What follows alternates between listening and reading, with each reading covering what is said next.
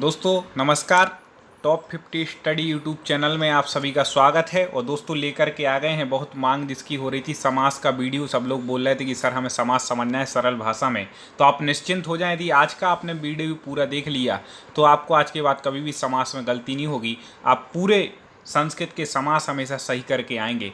कई लोग सोचते हैं कि हमें हिंदी के समास आते हैं तो संस्कृत के बन जाएंगे, उनकी बहुत बड़ी गलत फहमी, गलत धारणा है। इसको आप भूल जाएं, संस्कृत के समास थोड़े अलग हैं। तो चलिए शुरुआत करते हैं समास की। और आपको बता दें कि संस्कृत की हम पूरी तैयारी आपको करा रहे हैं, एक एक चीज़। तो आप चैनल को सब्सक्राइबर ना हो तो सब्सक्राइब जरूर कर लेना, क्योंकि कई लोगों के पास लिंक नहीं आ पाती, फिर मैसेज आते हैं सर हमें ये वीडियो ना मिला। तो इसलिए आप सब्सक्राइब कर लें, आपको अपने आप लिंक मिलती जाएगी। तो देखें, अब समास पढ़ते हैं। समास का जो शाब्दिक अर्थ होता है वह होता है संक्षेप। ठीक है, समास का अर्थ क्या है? संक्षेप। तो यहाँ पर संक्षेप किया जाता है, ठीक है, समास में। अब देखें, जहाँ पर और एक और परिभाषा आती कि जहाँ पर दो शब्द आपस में मिलते हैं वहाँ पर क्या होता है? समास। संधि में क्या होता था? दो वर्ण आपस में मिलते थे, यहाँ दो शब्द मिलते हैं। चलिए, समासः पंचधः, मतलब समास 5 प्रकार के होते हैं। कौन कौन से? पूरे समास आज हम समझेंगे। पहला होता है केवल समास। पहला कौन सा है? केवल समास। दूसरा है अव्ययी भाव समास। तीसरा तत्पुरुष समास। चौथा द्वंद्व समास। और पांचवा बहुब्रीहि समास। ये संस्कृत के समास हैं। ठीक है, अब एक एक पर हम चर्चा करते हैं। बड़ी सरल भाषा में आपको समझाएंगे, चिंता मत करिएगा। संस्कृत है, आपको आपकी भाषा में समझ में आएगा। देखें, पहला है केवल समास। केवल समास की परिभाषा क्या है? तो संस्कृत की परिभाषा है, हम हिंदी में भी बताएंगे। साचा विशेष संज्ञा विनिर्मुक्तः केवल समासा प्रथमः, मतलब वह समास जो विशेष संज्ञा से विनिर्मुक्ता मतलब रहित होता है वह केवल समास है। प्रथमा मतलब प्रथम समास है। देखिए क्या कह रहे हैं, वह समास विशेष संज्ञा से रहित केवल समास नामक प्रथम समास है। अर्थात जिस समास का कोई विशेष नाम नहीं रखा गया। विशेष संज्ञा मतलब होता है नाम, आप जानते होंगे। तो विशेष कोई नाम नहीं है, उसे क्या कहते हैं? केवल समास कहते हैं। अब इसके गिने चुने उदाहरण जो पेपर में आते हैं वो यहाँ पर मेन लिखे हैं। जैसे एक आता है भूतपूर्व, आपने देखा होगा कई संस्कृत के पेपर में पूछा गया। तो इसका समास विग्रह क्या हो जाएगा? पूर्वम भूतः। क्या हो जाएगा? पूर्वम भूतः, मतलब भूतपूर्व। ये याद करना पड़ेगा, आपको रटना पड़ेगा। इसके तो रटना ही पड़ेगा, और आगे के समासों के हम बता देंगे, इसके रट लो आप। अगला है बागर्था बिब, मतलब इसको आप तोड़ दो तो बागर्थौ इब। ठीक है, बागर्थौ इब। इस प्रकार से दो प्रश्न इसके ज़्यादा पूछे जाते हैं, आप इन दोनों को रट लें। एक इसके उदाहरण है केवल समास के। अब देखें, दूसरा जो समास है वह अव्ययी भाव समास है। एक एक चीज़ को अच्छे से समझना, वीडियो को कहीं भी स्किप नहीं करना, जिससे आपका कुछ भी ना छूटे। ठीक है, तो अब देखें, अव्ययी भाव समास है दूसरा। इसकी परिभाषा क्या है? प्रायेण पूर्व पदार्थ प्रधाना अव्ययी भाव समासः, मतलब जिस समास में पूर्व पद प्रधान होता है वह अव्ययी भाव समास है। ये परिभाषाएं पूछ लेते हैं। पूर्व पद प्रधान समास निम्न में से कौन सा है?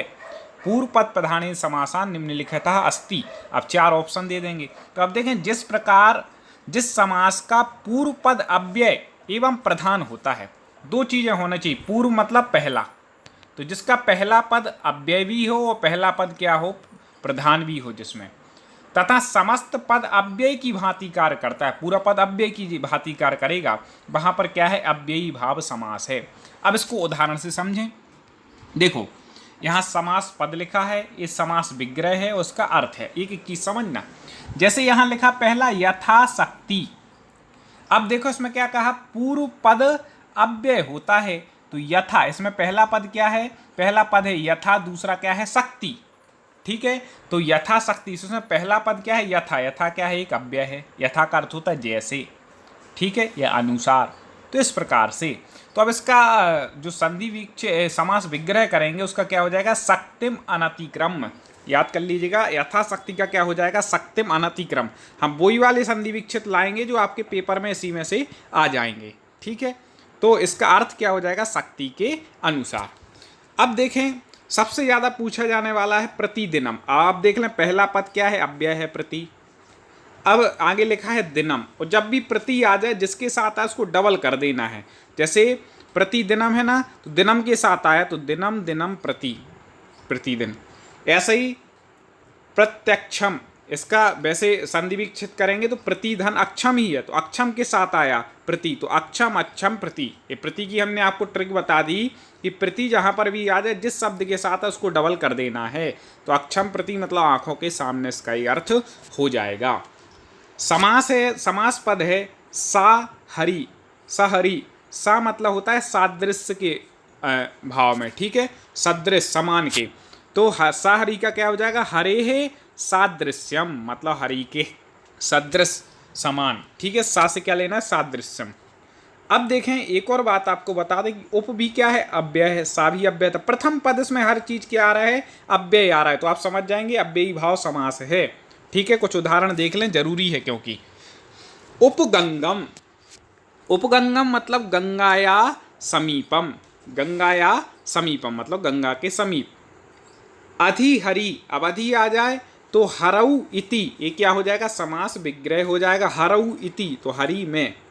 अब ये सबसे ज्यादा पूछा गया निर्मक्षिकम, याद रखिएगा निह का अर्थ होता है अभाव में, तो मक्षिकाणाम अभावः, मक्षिकाणाम अभाव। आपको इन शब्दों के याद भी अव्यय के अर्थ याद कर लें, एक अलग से हम वीडियो आपको पढ़ा देंगे अव्यय का, जिससे आपको पता चल जाए किस अव्यय का क्या अर्थ है, तो आप क्या उसका विच्छेद अच्छे से कर सकते हैं, ठीक है। तो आप हमारे सब्सक्राइबर होंगे तो आपको नोटिफिकेशन अपने आप मिल जाएगा उसका जब वीडियो पढ़ाएंगे। तो मक्षिकाणाम अभाव मतलब मक्खियों का अभाव। आगे है अनु विष्णु मतलब विष्णु पश्चात, अनु का अर्थ होता है पश्चात पीछे, तो विष्णु के पीछे। आगे देखें आ हिमालयम, आ का अर्थ होता है पर्यंत तक, तक, तो हिमालयस पर्यंतम मतलब हिमालय के पीछे, ठीक है, पर्यंत पीछे, उसके मतलब पहली पहले। अति हितम, अति हितम हिमम सॉरी अति हिमम तो हिमस अत्या मतलब हिम का अत्या मतलब नाश। इस प्रकार से हमने देखा कि जिसमें प्रथम पद क्या था, अव्यय था, और पूरे जो शब्द का ही प्रयोग हो रहा है वो किस रूप में हो रहा है, अव्यय रूप में हो रहा है। तो यहाँ पे प्रथम पद यहाँ पर अव्यय हो, प्रधान हो, वहाँ पर अव्ययी भाव समास आता है। एक विशेष नोट हमने आपके लिए लिखा है, आप याद रखिएगा, जैसे पंचगंगम और द्वियुम्नम में नदी भी सूत्र से अव्ययी भाव समास होता है। कैसे होता है, क्योंकि यहाँ पर तो क्या पंच है पहला शब्द, ठीक है, और द्वि है पहला शब्द, अव्यय तो है नहीं, तो फिर भैया यहाँ पर ऐसा क्यों हो रहा है, सॉरी हाँ, तो फिर यहाँ पर ऐसा क्यों हो रहा है कि पंचगंगम और द्वियुम्नम इसमें अव्ययी भाव समास क्यों है, क्योंकि पहला पद तो अव्यय दिख नहीं रहा। तो आप सीधे सीधे इसका लगा लेना कि नदी भी शब्द से मतलब नदियों के नाम के साथ, जैसे उपगंगम आया था ना ऐसे, तो उसमें क्या अव्ययी भाव समास होता है, ठीक है। पंचगंगम और द्वियुम्नम ये क्या है, एक अपवाद कहलाता है।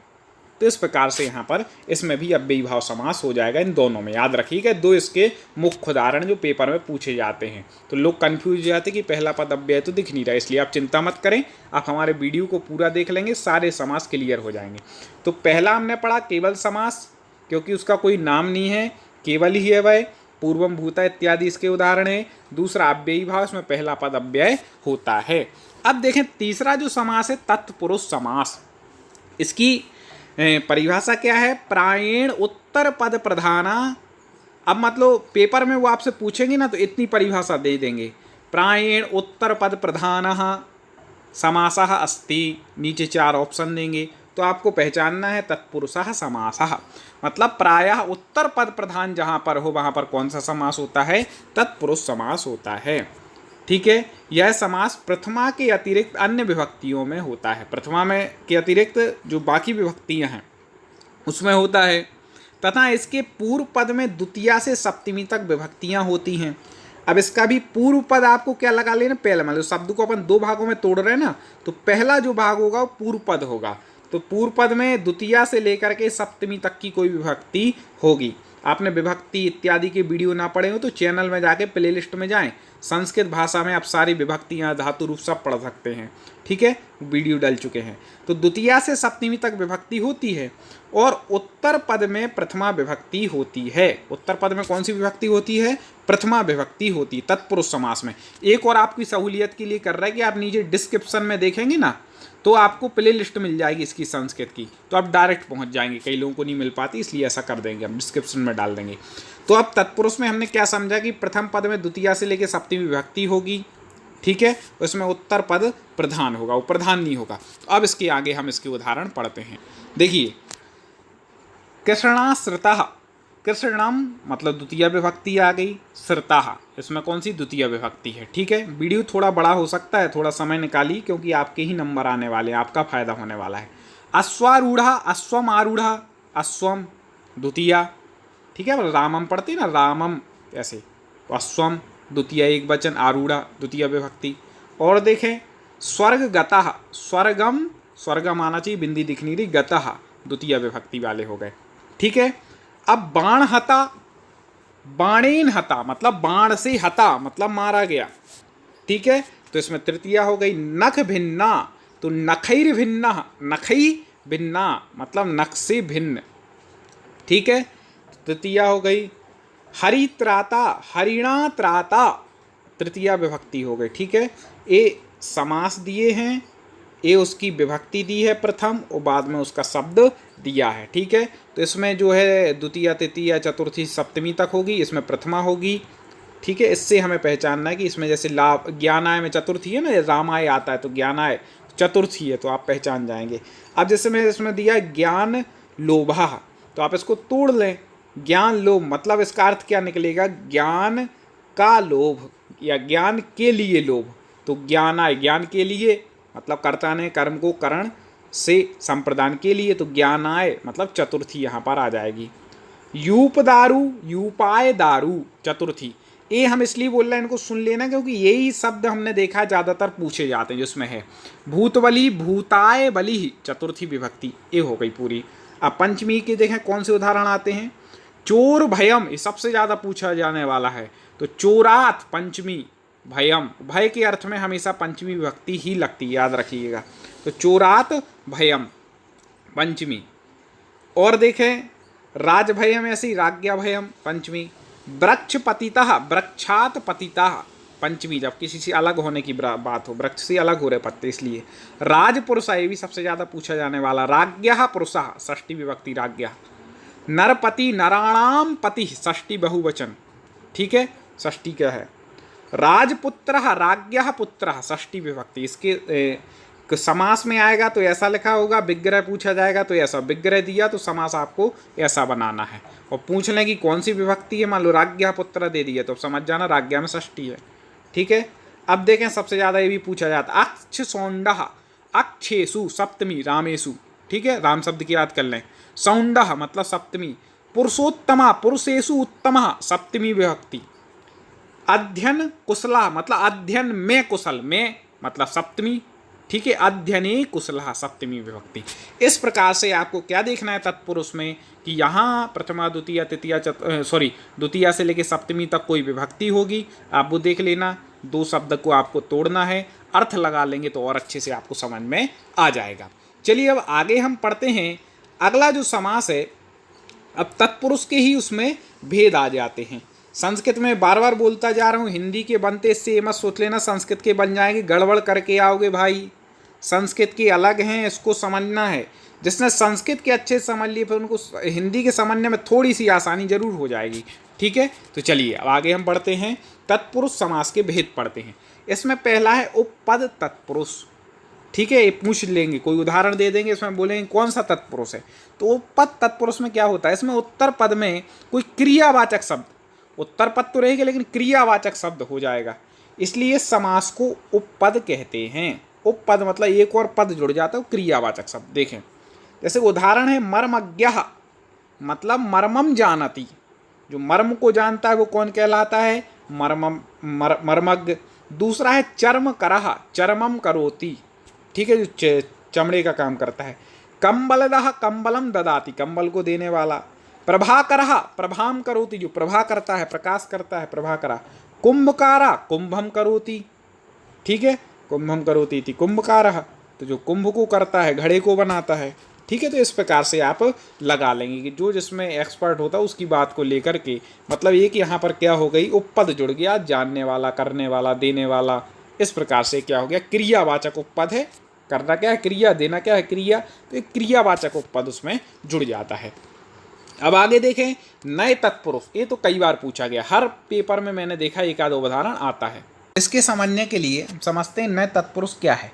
इसमें पूर्व पद में निषेधार्थक, निषेधार्थक शब्द कौन होते, आ, अन का प्रयोग होता है। कोई भी उदाहरण में शुरू में आ लगा हो, अन लगा हो, तो फिर हमें दिमाग लगाना है कि इसमें नए तत्पुरुष हो सकता है। जैसे आ ब्राह्मण, तो ना ब्राह्मण है ती आ ब्राह्मण, अनस्व आ लगा है ना, आ निषेधार्थक है, तो निषेध मतलब नए समास, नए तत्पुरुष समास, ठीक है, या नए समास भी लिख सकते हो तत्पुरुष ना लिखे तो आप यही समझना। तो अनस्व मतलब ना अस्व इति अनस्व। आगे देखें प्रादि तत्पुरुष, जब तत्पुरुष के प्रथम शब्द कु प्रा आदि उपसर्ग अथवा गति संज्ञक होता है, कु प्रा आदि उपसर्ग लगे हों या फिर गति संज्ञक हो, तो वह प्रादि तत्पुरुष समास होता है। देखें कैसे, कुपुरुषः, कुत्सित पुरुषः, मतलब कई बार ऐसा हो जाता कि कुपुरुषः दे दिया और उन्होंने उसमें क्या लिख दिया, ऑप्शन में तत्पुरुष लिख दिया, अव्ययी भाव आदि लिख दिए, प्रादि नहीं लिखा, तो वहाँ पे आपको तत्पुरुष ही लगाना है। जब प्रादि लिखा होगा तो फिर तत्पुरुष की जगह प्रादि लगाना है, ठीक है, इस प्रकार से। तो कुपुरुषः, कुत्सित पुरुषः इति कुपुरुषः। प्राचार्यः, बैरी बैरी IMP, प्राचार्य सब याद रखिए, कई बार पूछा गया, तो प्रगतः आचार्यः इति प्राचार्यः, ठीक है। अब आगे देखते हैं तत्पुरुष के अन्य भेद। कर्मधारय समास याद रखिएगा तत्पुरुष का ही भेद है, और अभी एक और आएगा वो हम आगे बताएंगे, अभी से नहीं बता रहे, ठीक है। तो अब देखें कर्मधारय समास समझते हैं। तत्पुरुष भेद कर्मधारय, तत्पुरुष का भेद कर्मधारय समास है। इसमें क्या होता है आगे देखें। यदि दोस्तों आपको वास्तव में समझ में आ रहा है तो मेरा निवेदन है कि वीडियो को लाइक जरूर कर दें, लाइक पर क्लिक कर दें, और ये आपको जो लिंक जहाँ से भी मिली उसको आगे शेयर जरूर करें, जिससे और मित्र भी संस्कृत को पढ़ सकें। देखें जब विशेषण और विशेष का परस्पर समास होता है, किसमें, विशेषण और विशेष का जब आपस में समास होता है तो उसे कर्मधारय समास कहते हैं। देखिए क्या है, जिस समास में एक पद दूसरे पद की विशेषता बतलाता है, एक पद है वो दूसरे पद की क्या करेगा, विशेषता बतलाएगा, दो शब्द होंगे तो वह कर्मधारय समास है। इसका भी उत्तर पद प्रधान है, इसमें भी उत्तर पद प्रधान है, लेकिन एक पद दूसरे पद की विशेषता बतलाएगा या फिर विशेषण विशेष भाव होगा, वो क्या कहलाता है वो देखें। जैसे नीलोत्पल, तो नील उत्पल दो शब्द हैं, ठीक है, तो नील मतलब नीला, ठीक है, उत्पलम तो नीला है जो उत्पल कमल, तो उसको क्या कहेंगे, नीलोत्पल। अब आप समझ गए कि नीले से क्या उत्पल की विशेषता बतलाई जा रही है, ठीक है। तो विशेषण क्या है, नील, उत्पल क्या है, विशेष, ठीक है, विशेषण क्या है नील, उत्पल क्या है, विशेष है। तो नील किस पद की विशेषता बतला रहा है, उत्पल की। तो अब इसका विक्षित कैसे करेंगे, नीलम च तत् उत्पलम इति नीलोत्पलम, नीलोत्पल की क्या, नीलम च तत् उत्पलम। ये उदाहरण तो वास्तव में गजब है, याद रखिएगा, यही उदाहरण मैंने देखा पूछे जाते हैं। आगे देखें वीर पुरुषः, वीरः च असौ पुरुषः इति वीर पुरुषः। अब देखें कृष्ण सर्पः, कई बार पूछा गया, कृष्णः च असौ सर्पः इति कृष्ण सर्पः। अब सीधी सीधी बात, कृष्ण सर्पः मतलब काला सांप, काला सर्प, तो कृष्ण मतलब काला हो गया विशेषण, और विशेषता किसकी बतला रहा है, सर्प की, मतलब सांप की। वीर पुरुषा, तो पुरुष क्या हो गया, विशेष हो गया, और वह वीर है ये उसकी विशेषता है, तो विशेषण विशेष भाव यहाँ पर आ रहा है, ठीक है, ऐसे। या उपमान उपमेय भाव इसको कहते हैं, ठीक है। जैसे यहाँ पे कृष्ण सर्पा में उपमेय हो गया सर्प, उपमान हो गया कृष्ण, इस प्रकार से हम कर सकते हैं। जीर्ण तरिह, जीर्ण चा असौ तरिह, ठीक है। महात्मा, ये कई बार पूछा गया, महान चा असौ आत्मा, मतलब महान है जो आत्मा, भाई कौन है, महात्मा है।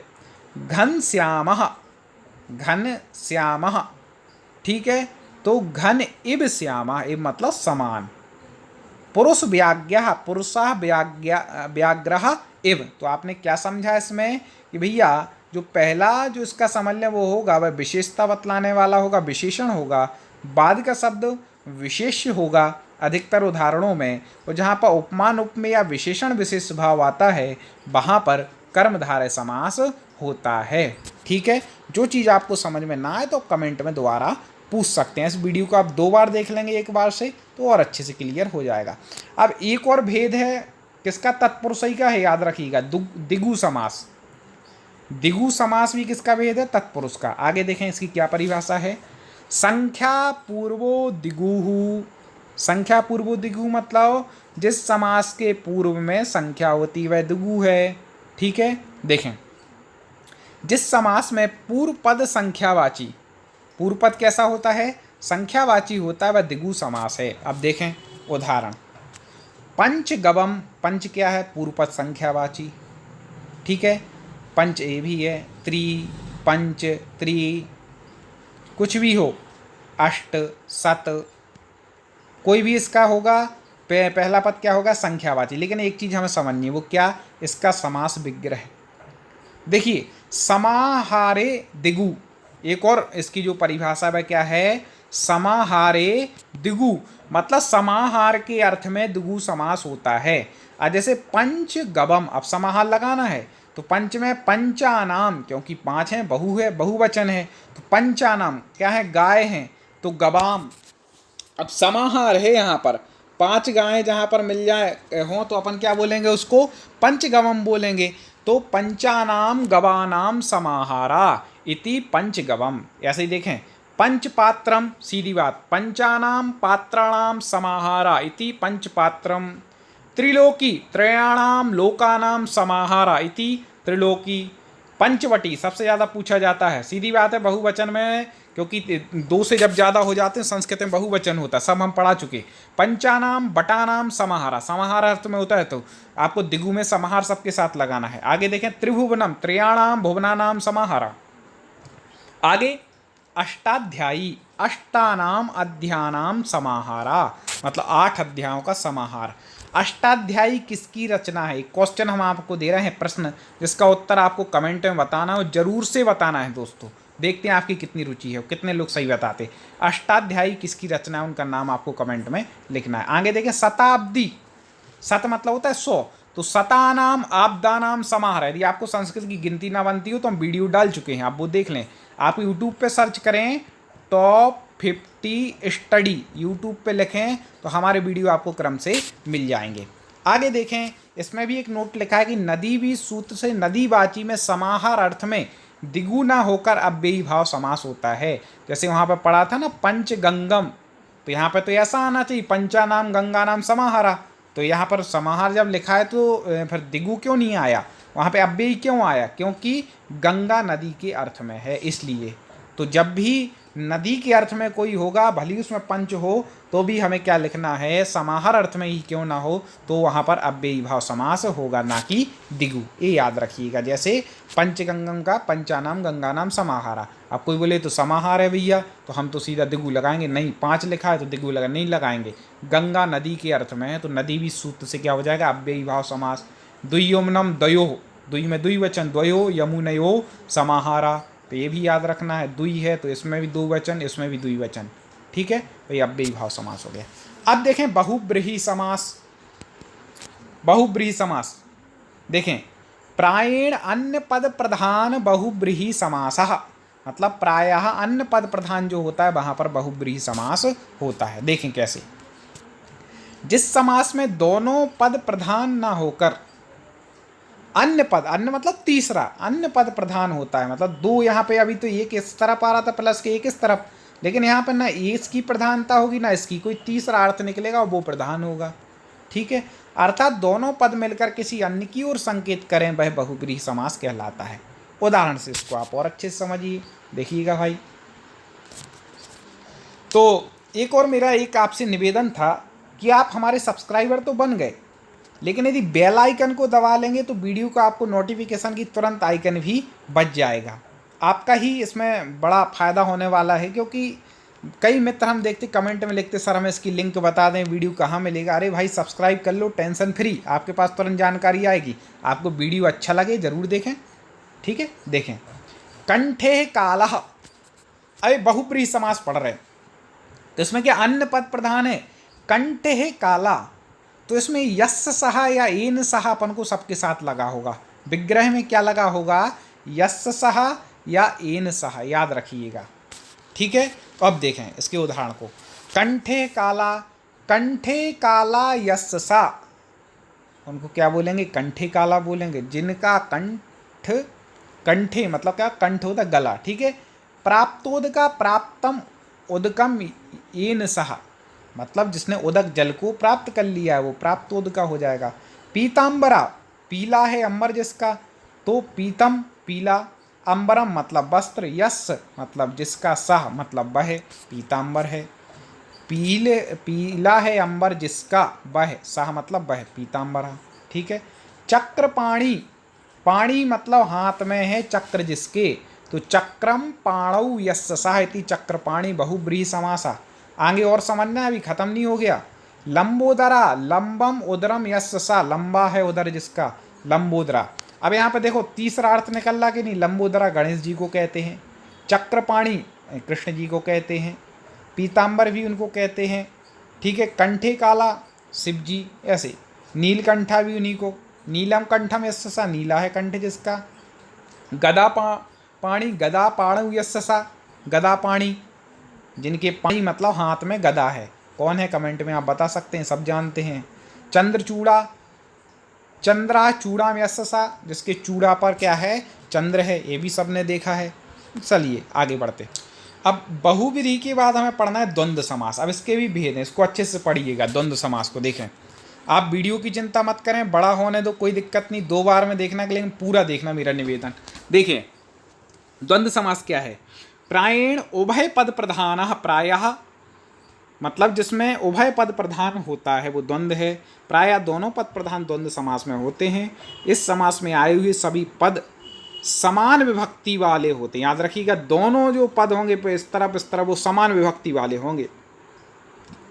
इसमें प्रत्येक शब्द के बाद विग्रह की अवस्था में चा अक्षर आता है, और बीच में विग्रह करना है तो क्या, चा लगा देते। लेकिन इसके भेद हैं, वो समझना है। देखो द्वंद्व के 2 भेद हैं, क्योंकि भेद ही पूछता है।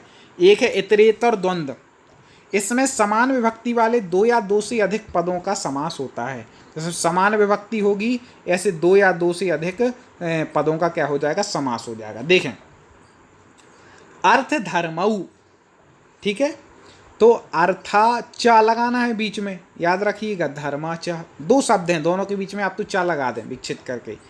ईश कृष्णऊ, ईसा च कृष्णा च, दोनों की प्रधानता है। राम लक्ष्मणऊ, सबसे ज़्यादा पूछा जाने वाला, रामश्च लक्ष्मणश्च। अब कोई बोले भी ये यहाँ रामश्च सा क्यों लगा दिया, अरे तो ये चा आ रहा है ना, तो इनने विसर्ग का क्या कर दिया, सा कर दिया, तो उसको ऐसे लिख देते, कोई दिक्कत नहीं। रामश्च लक्ष्मणश्च मतलब रामश्च लक्ष्मण ही है, लेकिन संधि वो क्या कर दिया, संधि विक्षित हो गया विसर्ग संधि से। और देखें दोनों पद प्रधान है, यहाँ राम की प्रधानता, लक्ष्मण की भी, ठीक है, बराबर। सुख दुखे, सुखम च दुखम च। फल मूल वृक्षा, फलम च मूलम च वृक्ष च। याद रखिएगा, कई 3 शब्द का आ जाता है, जैसे फल मूल वृक्षा आ जाएगा, कोई दिक्कत नहीं, फलम च मूलम च वृक्ष च, सेम करना है आपको, कोई अलग नहीं है। अब देखें समाहार द्वंद्व, ठीक है, आगे और भी हम निरंतर ऐसे वीडियो आपके लिए संस्कृत के लेकर के ही आएंगे, कोई भी सब्जेक्ट नहीं छूटने वाला आपका, ठीक है। देखिए समाहार द्वंद्व, यह समास प्राणी बाध्य विशेष सेना के अंगवाची शब्दों के साथ होता है। कब होता है, प्राणी के साथ, बाध्य विशेष सेना के अंगवाची शब्दों के, जिसका आपस में स्वाभाविक विरोध होता है, उनके साथ भी यह समास होता है। आपस में मतलब स्वाभाविक विरोध हो, एक दूसरे के विपरीत हो, ठीक है। तो आगे देखें, पाणी पादम मतलब पाणी चे पादौ चेति पाणी पादम। पूरे उदाहरण देखें, आगे और है अभी। रथिका कास्वरोहम मतलब रथिका च अश्वरोही, ये सब युद्ध में होते हैं, रथिक अश्वरोही इत्यादि। भेरी पटहम, भेरी च पठा च। अधि अहिन कुलम, अहि च नकुल च इति अहि नकुलम। इस प्रकार से समाहार द्वंद्व हो गया। अब देखें तीसरा है जो, वह है एक शेष द्वंद्व। कई लोग सोचें तो पहली बार सुना रहे भाई, सब पढ़ना है संस्कृत में। देखें, जब समास में आए हुए शब्दों में एक शब्द शेष रह जाए, किंतु वचन के द्वारा एक दूसरे शब्द का भी बोध कराता रहे, शब्द एक शेष रह जाए, लेकिन वचन के द्वारा ऐसा लगे कि नहीं भैया एक और शब्द यहाँ पर है, तब शेष एक शेष द्वंद होता है। अब इसको उदाहरण से समझेंगे, आपको आसानी समझ में आ जाएगा। देखें, बाल कहू, अब देखें शब्द तो एक है भैया, लेकिन आपको लग रहा है कि यहाँ पर दो का प्रतीक है, बाल को द्वितीय वचन है, तो क्या होगा, बालकः च बालकः च। पितरऊ, ये सबसे ज़्यादा पूछा जाने वाला, माता च पिता च, इसको क्या बोलते हैं, पितरऊ, माता पिता, शॉर्ट में क्या बोल दिए, पितरऊ। शब्द एक है लेकिन एक का और अन्य का भी बोध करा रहा है, तो माता च पिता च। आगे देखें, श्वशुरहु, श्वश्रु च श्वशुरः च। शिवौ, शिवश्च शिवश्च। हंसौ, हंसी च हंसश्च, हंसी और हंस, तो एक शब्द दो का बोध करा रहा है। ठीक है दोस्तों, इसको आगे शेयर करें, लाइक जरूर कर दें, सब्सक्राइब ना हो तो सब्सक्राइब कर लें, बेल आइकन को दबा लें, और अगले वीडियो में कुछ ऐसे ही हम संस्कृत का आपके लिए लेकर के आएंगे और बहुत अच्छे तरीके से तैयारी करके आपको सफलता दिलाएंगे। चलिए पुनः मुलाकात होगी। जय हिंद।